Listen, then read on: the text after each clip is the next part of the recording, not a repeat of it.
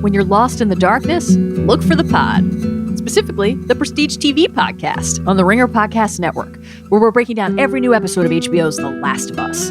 On Sunday nights, grab your battery and join Van Lathan and Charles Holmes for an instant reaction to the latest episode. Then head back to the QZ on Tuesdays for a deep dive with Joanna Robinson and Mallory Rubin. From character arcs to video game adaptation choices, story themes to needle drops, we'll parse every inch of this cordyceps-coated universe. Watch out for mouth tendrils and follow along on Spotify or wherever you get your podcasts.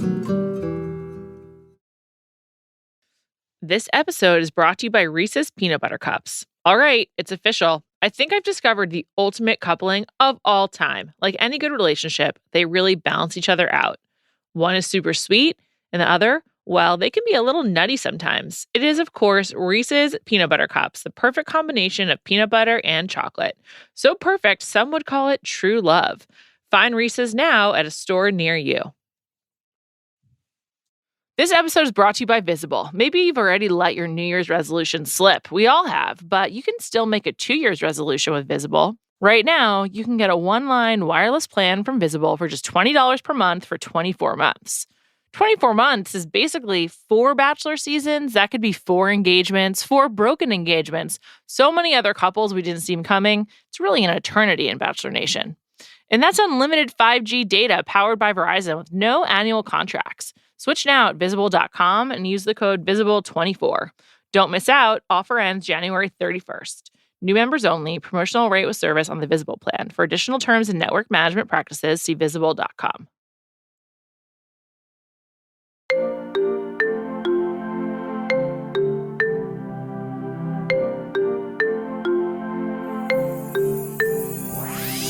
Welcome to Bachelor Party. I'm Juliet Litman. I am absolutely delighted to be here today with my friend, my guest, Jared Freid, F-R-E-I-D, Jared Freid. Hi, Jared. That's me. Thank you for having me. It's always a pleasure to talk to you, Juliet. I have to say, every now and again, I'm doing shows on the road, and someone will come up to me, and they're like, I love you with Juliet on Bachelor Party. And it truly warms my heart. Like, I That's love really nice. hearing that. It is nice. And you get to, shake hands and meet these people. And I have to say, you have a very, the audience is like, I think of your audience the same way I think of like the UWA podcast audience. They're smart, they're fun, they're with it, they bring friends, they get the context and nuance of things. So I always love coming on. And I'm not just saying this to like blow smoke at the audience, but you have a great listenership that I really, when I meet them, I'm like, I would be friends with these people. It's very nice. That is really nice. Love it. Excited to discuss this season with you. Oh, yeah. And then I'm just going to warn people. We're going to get into a spoiler. Reality Steve reported yesterday who the next Bachelorette is, and we're going to talk about it on the pod. You're going to give it away? Yeah, I'm going to. Really? Okay. I don't mind. I don't mind. You just told me who it's going to be. I'm excited about it. I think they're going to be great, but it also gives away a little bit of the ending.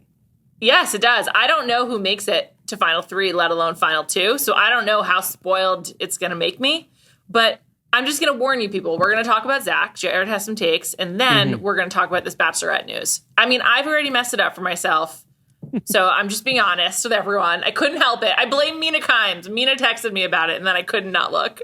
So, I'm usually not a spoiler person, but I'm excited to talk with you about it because I do think this season has been very interesting if you enjoy getting into Bachelor stuff. Like the fact that I didn't, and I don't know how you felt, but I didn't know who was going to go to hometowns. Usually I have an idea of who's going to be ousted and who's going to go.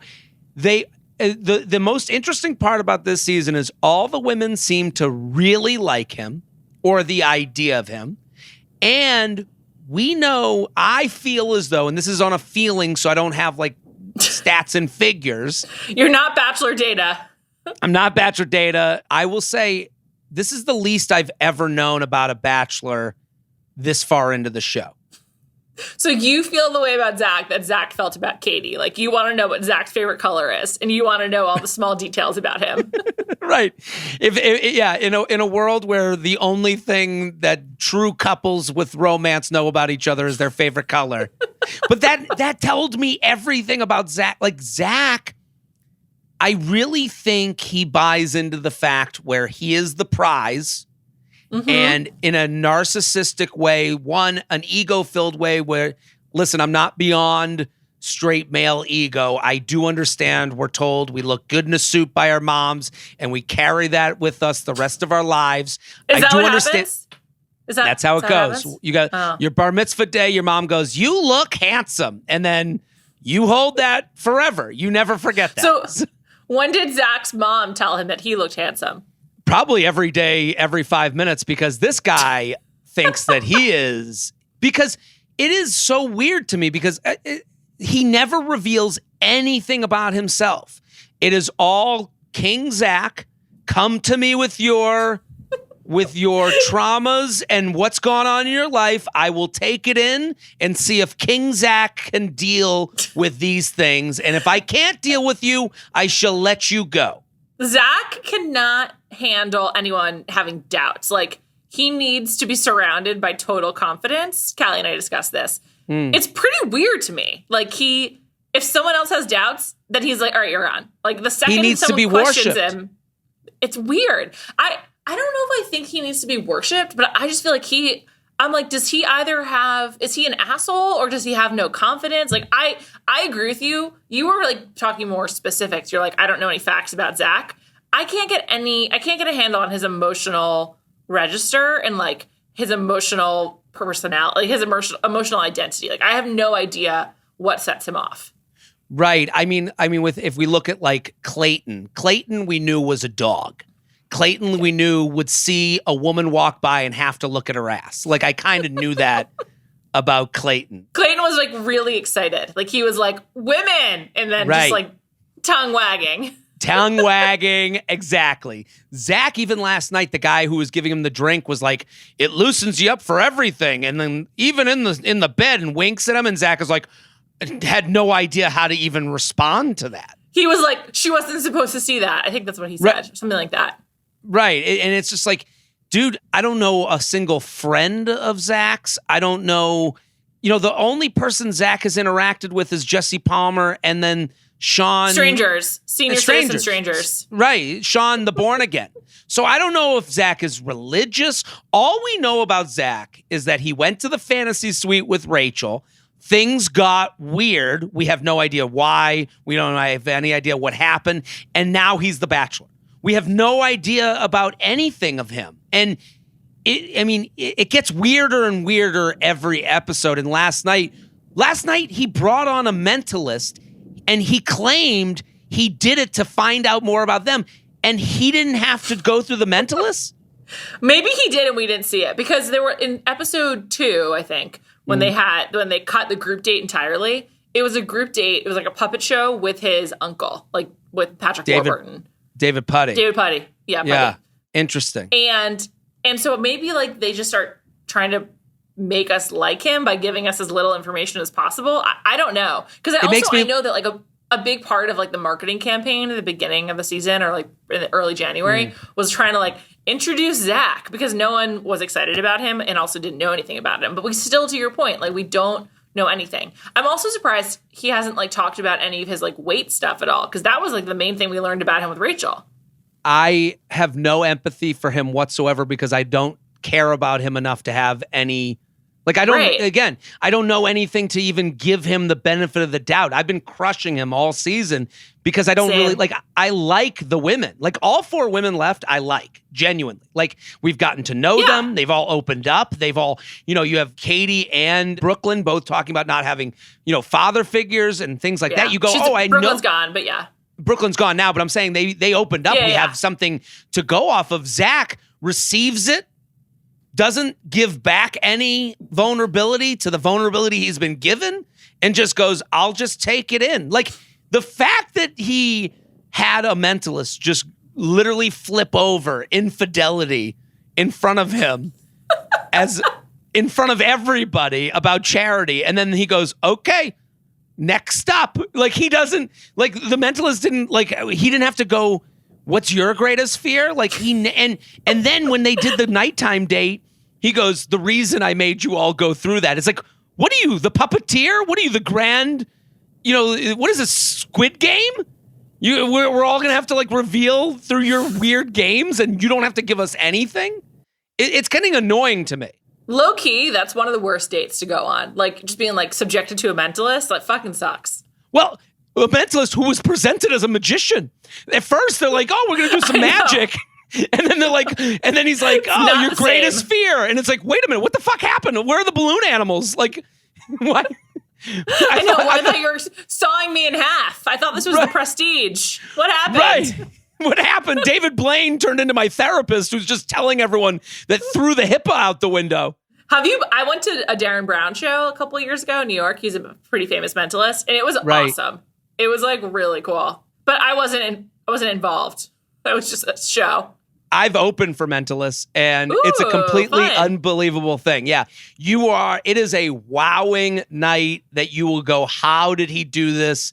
And you become like fearful of those people. You're like, you understand tells on humans more than like they should be doing poker. Like they should be in the, the World Series of poker. How they did that, like how he was able to figure it out. Like I'd love to know. Like, is there a producer that like gave him all this bio data, or was it like? I mean, I would just love to know. No, I've opened for mentalists. I have done the circus of like stand-up comedy. Like I've done everything in stand-up that like you have to do to be a stand-up. So how do they do it? I opened for a mentalist once that was guessing or knew people's dogs' names. Like he got there, and you're like, how did you? And it's all tells and like like body stuff to the point where you're like, dude, this is quite a skill you have. Like you can't, he was guessing, they can get the number that you're thinking of in your head. It is a talent, but it's also not magic. Like no, it is it's like not when he put the heart on, it is funny to me that he's like, whoever has the heart is the one who is his true love. And it's like, you just chose at random which of the women was the best mark to be able to draw a heart on her hand while she didn't notice. And it was Gabby, the one who's aloof and has ADHD, admittedly. Like it's like, and now Zach is giving Gabby a rose to go to hometowns, somewhat seemingly based on some heart that some random guy with dyed hair drew on her hand. Yeah. Great point. I wonder if Zach did have to do the mentalist, but we just didn't see it. It would be really weird if he didn't. He usually the person participates, the lead. Right. Well, I have to go based on what I saw. And here's another thing that makes me not like Zach. And we talked about this on my podcast where we talked about the fact that he's saying out loud, I will not have sex in the fantasy suites. That kind of puts like him into this morally, and I don't believe this to be true, but like he's giving himself a moral high ground that like puts the women in a position to have to out themselves as whether they need sex to make a decision or not. Like it's actually an awful position to put someone into. Like he could just not say anything about that and be classy about that and go, yeah, we had a wonderful night together. I don't have to reveal. I can let the lady or the woman reveal whether being physical or not is important to her, but I can keep that close to me. He's put them in a position. And he's making it a thing. Like if he didn't talk about it beforehand, it would just be like a decision they came to as a duo in the fantasy suite. But like he's turning it into like part of his personality. I think that's the problem. Is he doesn't have another personality, so like not having sex is a part of it. Also, like it makes me wonder if that has something to do, like if something having to do with sex was a problem for him and Rachel, and like maybe he's like scarred by it or something. Not that it was like bad, just whatever happened in the fantasy suite. It has to be, and we're only left to wonder because no one's ever like said what happened. But it is classless to me of him to go, well, I will not have sex. So now, if you disagree with that, or you need to have sex to get engaged to someone as I would need to do. Or you're like, I've been surrounded by women for 10 weeks. I just want to have sex. I just want to fuck this hot dude. Yeah, like I get it. Like, yeah, you can just want to have sex. I don't know. It's like, it's annoying. And to me, I think his whole goal the whole time has been be considered a good guy by these women and the audience. And if that's your goal, it's got to be a little messy. You got to piss someone off. That's how kind of the dating world works. You're not going to be everyone. Like every woman that's left so far, they totally get it. You know, they totally understand because he's never given them anything really vulnerable for them to like feel like they know him more than the next woman. So maybe why do you think they like him so much though? Like what? Because he said nothing. He's been because they have can been project completely. Right. He said nothing, so he has said yes to everything they've wanted. He has been, you know, he's never had to like. They've never wondered why hasn't he texted me back because this is an unreal world. So he's always good guy. Like he's, you know, he in a lot of their like talks with him center on like, you know, guys aren't living up to my expectations, and he has met very low bar expectations. Oh yeah. The only person he has like done anything nice for is Katie by telling her it's not her fault, and everyone else he's just sort of like gone along with it, and it's been pleasant enough. Right. Say nothing and, you know, you'll be okay. Kind of like he's scamming them. He's just sort of like, just don't draw attention to yourself, Zach, and just keep on going.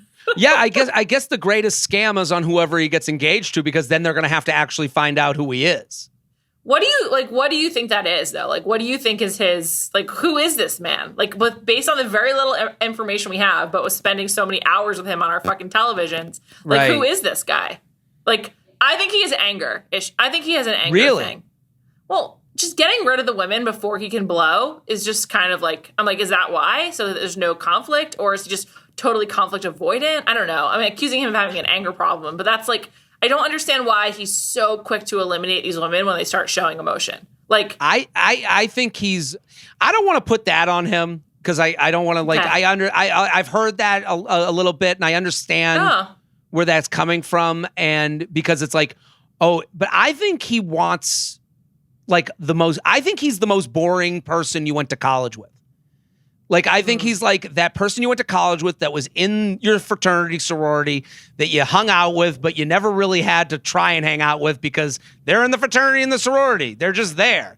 And they're at the parties, and you've never really asked for their opinion or anything. Then you get out of college, and you're like, let's all hang out. And then you find out that they're like, not much going on. Like, I think he wants to move an hour outside of Pennsylvania, get married to someone who won't give him a lot of flack, and just have 2 kids and be boring family that goes on vacation to Disney World and has nothing to say. Like, I really just think he has. Is this Penn State, Zach, that you're described? There's a Penn State version. There's a version at Northwestern. There's a version at every. I just think like this archetype I've seen before. Like, this is like the fact that he's 26, and also I think Katie is the front runner. I think it's pretty obvious that Katie's the front runner right now. Katie is a very simple solution to his problem. I am unmarried. I'm 26. I'm ready to move on to the next form of life. Katie lives in Austin, where he's from, where he lives. Katie is a very simple solution to his simple problem of I want life to go to the next step in the way that offers me as little difficulty as possible. It seems as right. I just think that they seem to have a connection to the extent that he can have one. Like, there just seems to be the most for them to talk about, and he seemed really excited to tell her about his family's original last name. I would like love to know if Zach's family came through like Ellis Island or something. Like, who changed it? You know, I'd love to know. Who changed the Shallcross name? Yeah, exactly. I mean, he did the thing where like, and also Katie doesn't offer any like rebuff to him. Like she's on that date with him. She goes, tell me everything. Tell me, ask away. Like, you could tell she's trying to get deeper. And then he's like, what are you looking for from this? And it's like, what the fuck do you think she's looking for? Engagement, bro. Right. I want to get engaged. I'm ready to move on. And then he never says what he's looking for from it. Like, it's very like, I just think he's swim with the current. She lives in Austin. She's attractive. I'll just keep on moving.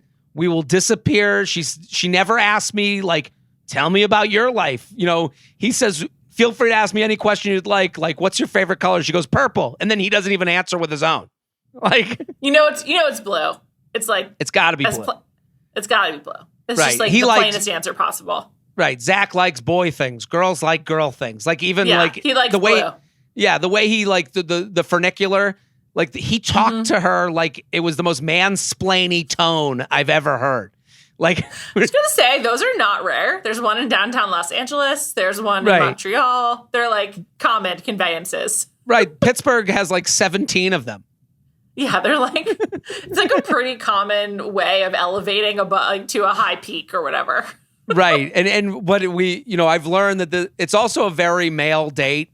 Like it's a very male planned date. Like we will go on this thing that is different than the normal thing that takes us to high mountain. Like it's a very we had an email, a caller into the U Up podcast recently where he was like, he said he took a girl on a second date, or he took a woman on a second date to the Roosevelt Island tram, and it was like, oh, which is like good date, and he's like, I can't believe tram did not equal we are together now, and it's like, yeah, tram does not answer every question. Like, I've got some other follow-ups on that, including there's nothing to do on Roosevelt Island, so once you're there, right, you're stuck there together. And what if you don't like each other? You're supposed to wait for the tram back.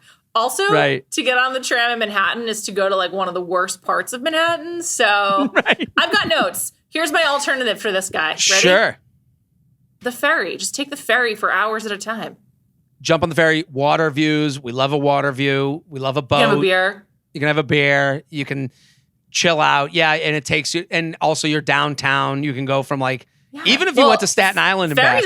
Ferries all over, man. There's a ferry stop on the Upper East Side, 92nd really? In the East River. Yeah, I'm all about ferry life. Wow. I mean, a lot of my friends that moved to Brooklyn, they're big ferry people. It's a good way to it's fun. Yeah. Yeah. And also you can just the one in Dumbo and the Navy Yard are both convenient. Navy Yard has a Russ and Daughters nearby. I mean, ferry life. This is all info to me. I moved to the West Village and I literally haven't moved from a 7-foot parameter since moving here. I literally go 15 feet. That's not true, Jared. We went to Greenpoint, okay? We did go to Greenpoint. We got Mexican. Probably never again. It was delicious. You drink a michelada. Yeah, it was really good. Really good. Great spot. Thanks. Oxomoco, it's great. I mean, it's already really popular, so I don't think I'm blowing it up or whatever. But yeah, great spot. No, we got to take a trip to Plug City. Well, the main plug I've been trying to work on is La Colombe Coffee, my favorite coffee, and they just do not give a shit about me. I've been talking about it for years. Really? Yeah. You have a food podcast and La Colombe cannot even be swayed to get involved or have your attention? They don't need me. They know they are the best cold brew on the market. So really? They just don't need me. They do a great canned cold brew. Yeah, it is great. The Brazilian cold brew is so fucking good. I love it. What is the Brazilian one? It's the blue one. There's also Colombian. It's yellow. I just don't, I can't have milk in any milk substitute. There's no milk in it. There's no milk?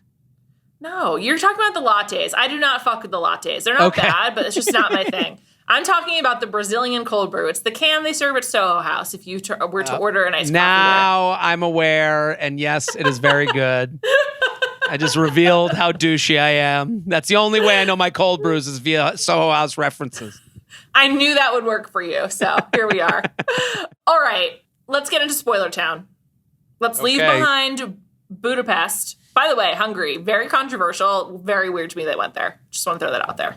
What do you think of the locations they've done? I think the order's been weird. It was weird to go Bahamas, London, Estonia, Budapest. Why were those? Did you find those decisions bizarre? Estonia and Budapest, I kind of understand. It's like for tourism. Wouldn't say they sold either city that well. Also, no, they looked like the same city. They did. Also, I brought this up on Monday, and this is not a political podcast, but it's very strange to go to Hungary. It's basically an anti-LGBTQ country. Oh, really? And, I had no idea. Yeah. Yeah, it's weird. When they have the Grand Prix there, Lewis Hamilton usually wears a rainbow helmet or something like that. And Yeah, I just think it's weird. I think the locations have been fine. They do it based on like what's cheap and like where they get freebies. London is like objectively good. Bahamas objectively good. Just seems like they've gotten shitty weather everywhere. Like it hasn't been a sunny day in a really long time. Could you believe the dressing decisions? I think the craziest part is like I feel bad for the women because they have to like dress as if they're going on like the date of all dates, but they're on a date to walk around a European city. Like, their feet have to hurt so bad. Right. I mean, I think about this basically every time I leave the house, and I'm just like, would I rather be comfortable or look cute? And I always choose comfort, literally every time, and they never do.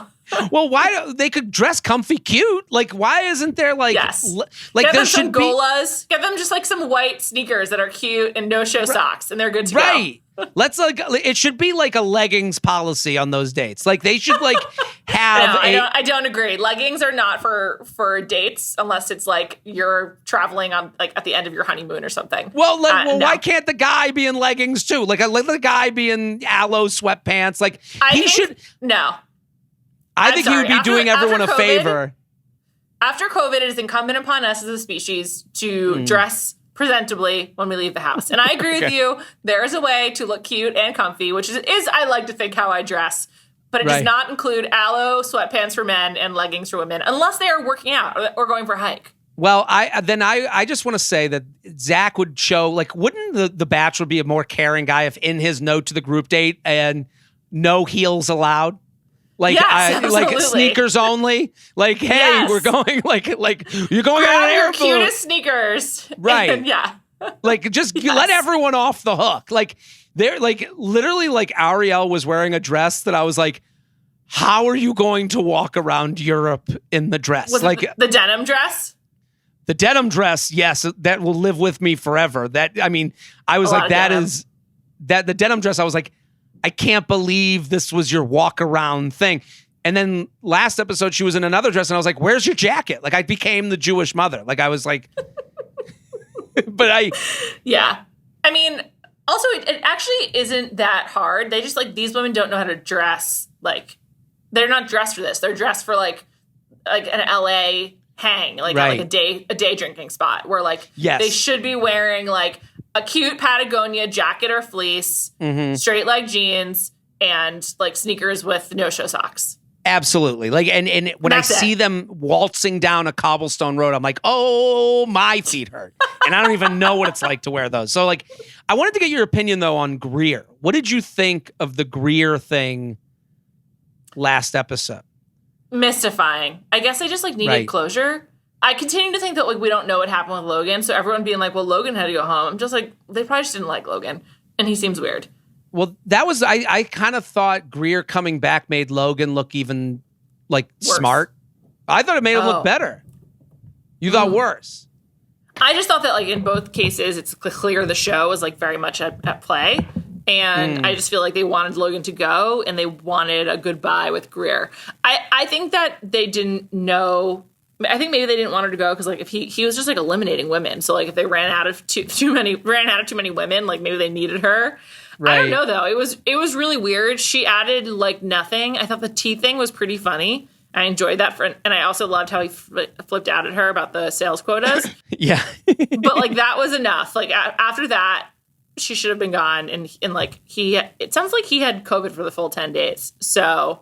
Right. I mean, they hadn't seen each other in maybe 2 weeks. Or three. Yeah. I mean, at a minimum 2 weeks. I mean, Greer to me, it was like, she was just interesting to me as far as like, she's 24 and she's one of the youngest on the show, but she like just showed young. Mm-hmm. You know, like it always, like Brooklyn is 25 and felt more mature by a decade than Greer.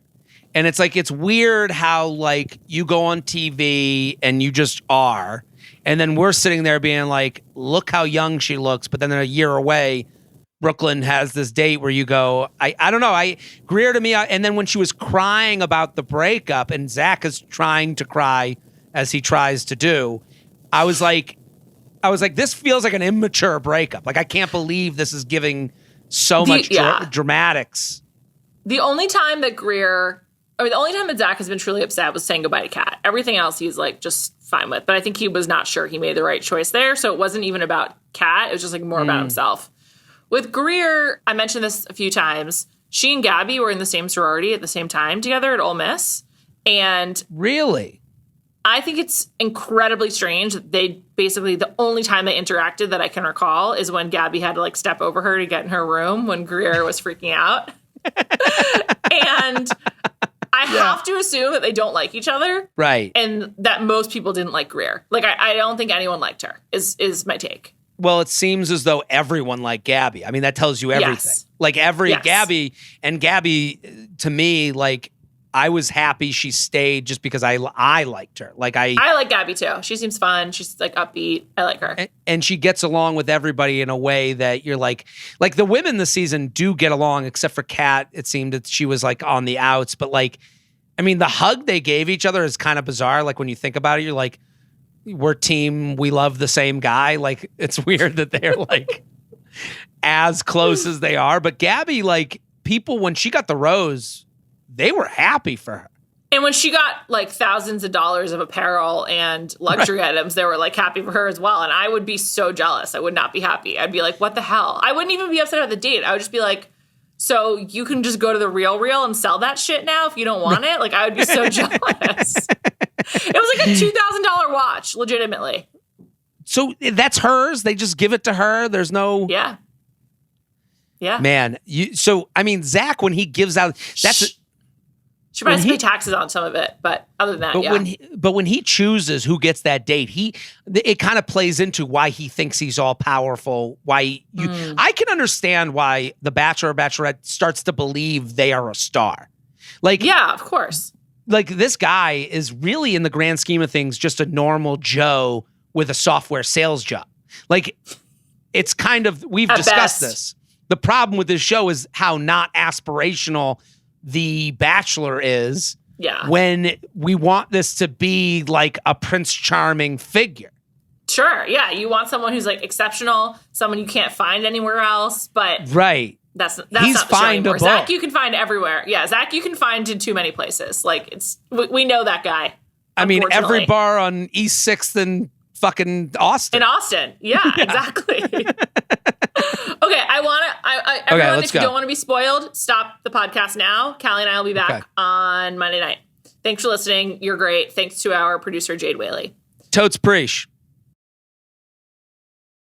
This episode is brought to you by Visible. Maybe you've already let your New Year's resolution slip. We all have, but you can still make a 2 year's resolution with Visible. Right now, you can get a one-line wireless plan from Visible for just $20 per month for 24 months. 24 months is basically 4 Bachelor seasons. That could be 4 engagements, 4 broken engagements. So many other couples we didn't see coming. It's really an eternity in Bachelor Nation. And that's unlimited 5G data powered by Verizon with no annual contracts. Switch now at Visible.com and use the code VISIBLE24. Don't miss out. Offer ends January 31st. New members only. Promotional rate with service on the Visible plan. For additional terms and network management practices, see Visible.com. This episode is brought to you by eBay Authenticity Guarantee. eBay knows that when it comes to jewelry, authenticity is the real gem. When you see the blue check mark that says Authenticity Guarantee, it means your next piece will be carefully inspired by jewelry experts and will always be worth its weight in gold. Whether you're looking to make a statement or build the perfect everyday look, eBay is making sure you get the real deal. With eBay Authenticity Guarantee, you can trust that jaw-dropping piece will always arrive jaw-droppingly real. Ensure your next purchase is the real deal. Visit eBay.com for terms.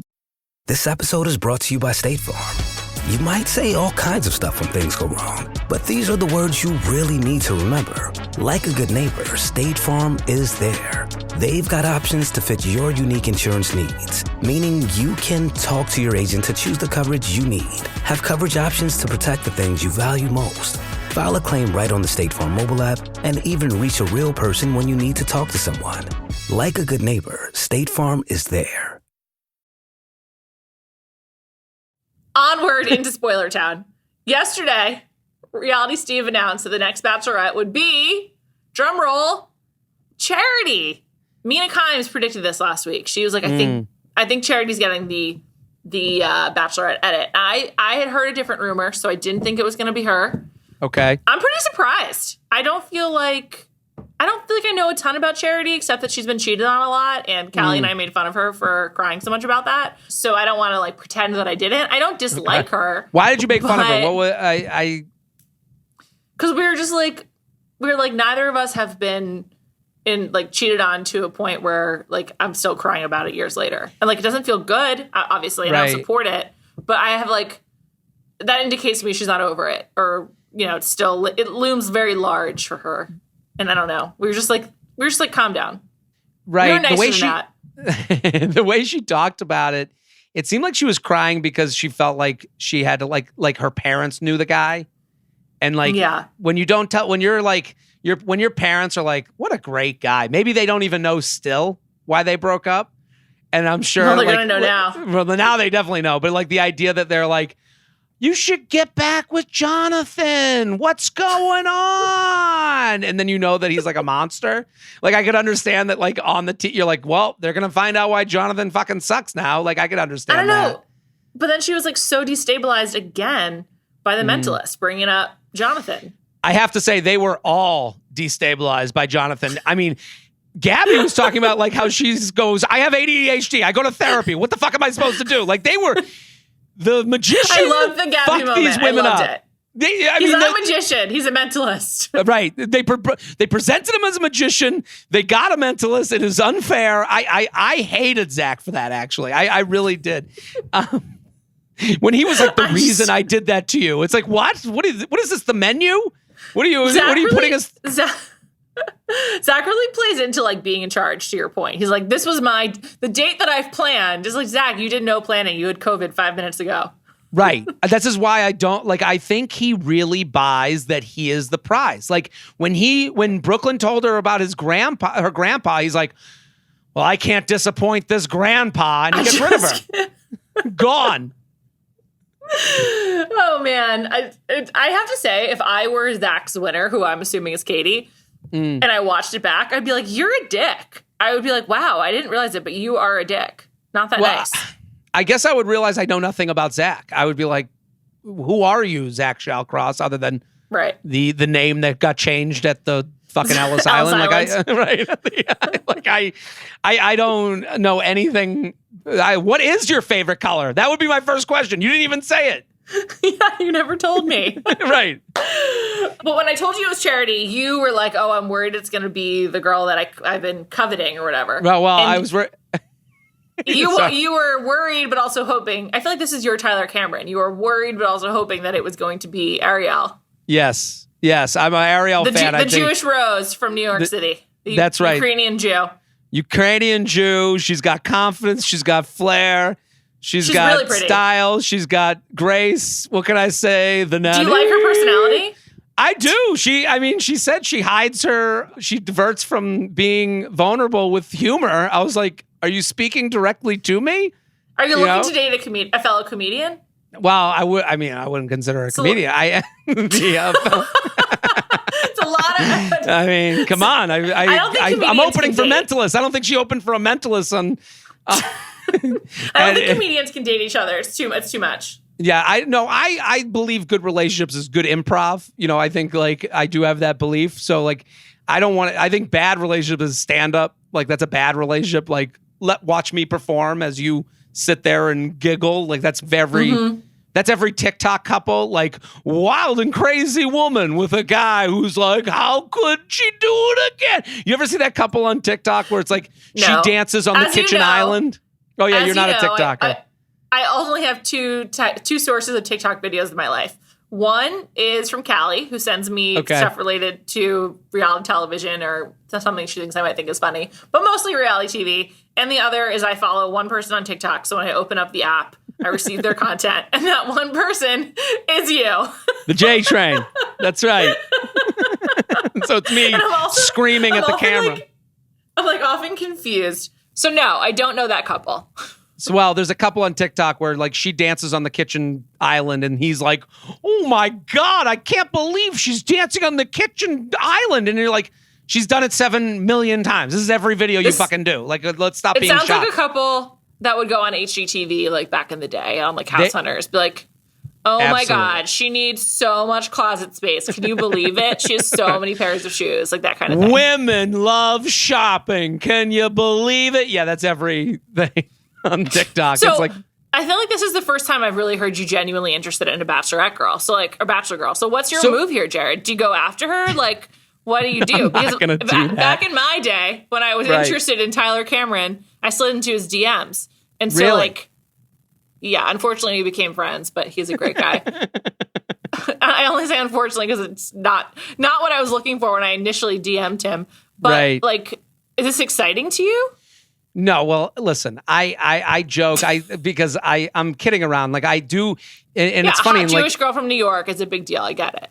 Right. Like so I have had, it's good for business too. It's bad for business too, because I've enjoyed making fun of the fact that Zach has never met a Jewish woman in his life. So every one of the things that I scream at Ariel, like today, like last night, Ariel said something about like being from a big Ukrainian Jewish family, and then it flashed to Zach, and I paused on his face being like, will I have to try kreplach? Like shit like that. Do you think he even knew what that meant?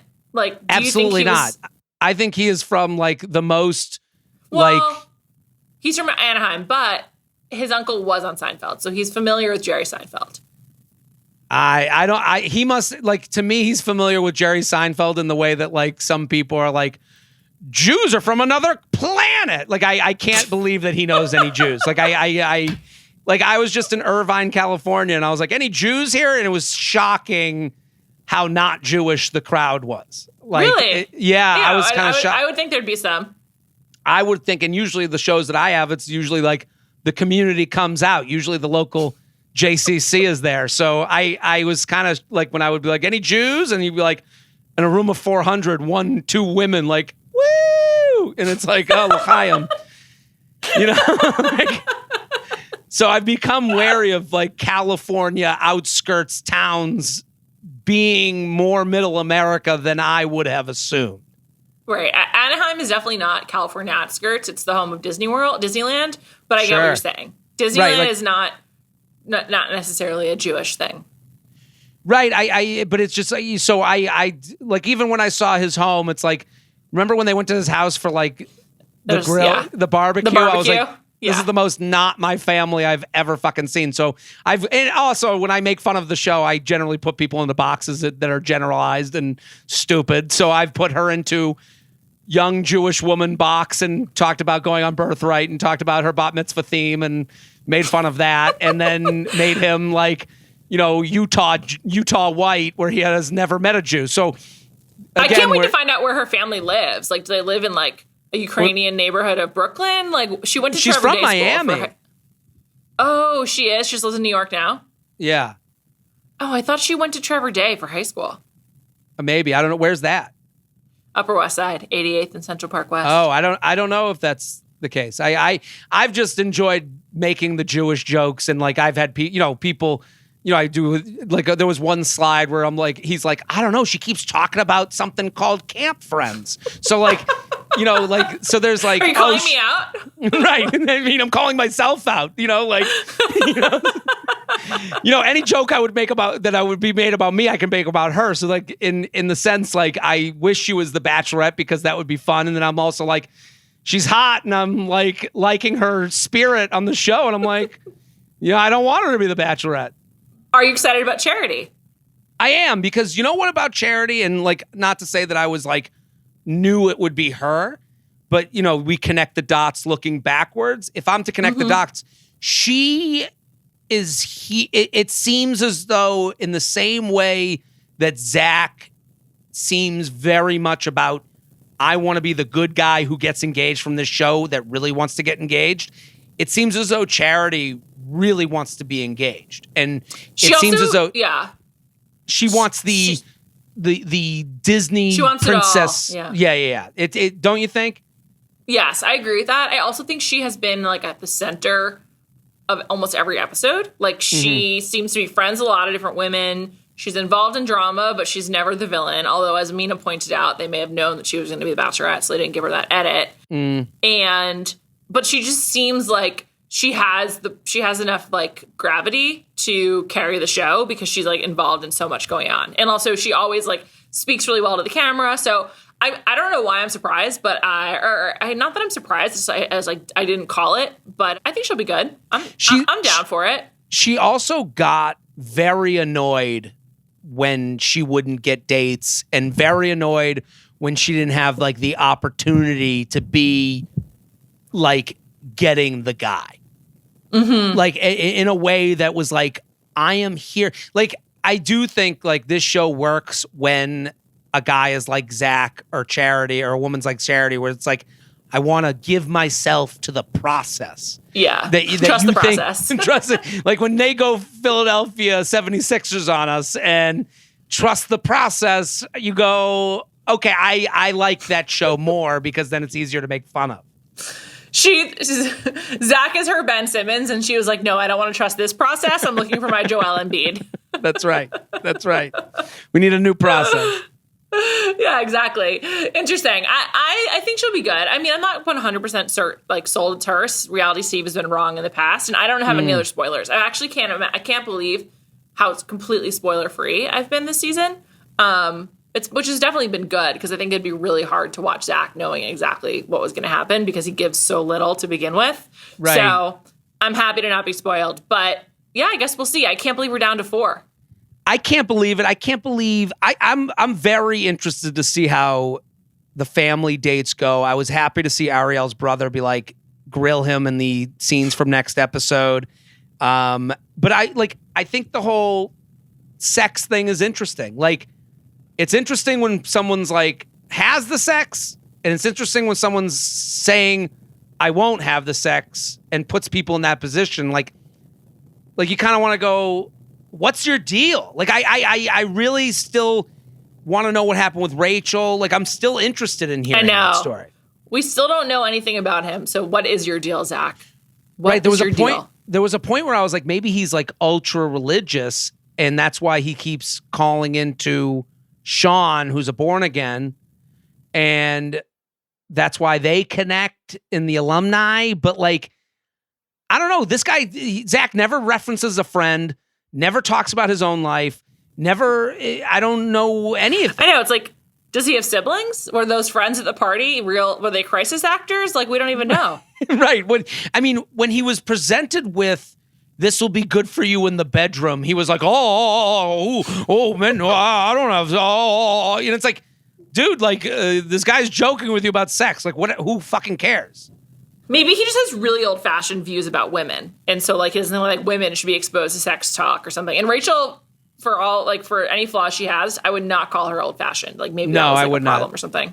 I agree with that. Yeah, I mean, she's a career gal. She's a what? Career gal. Right. I mean, pilot Rachel.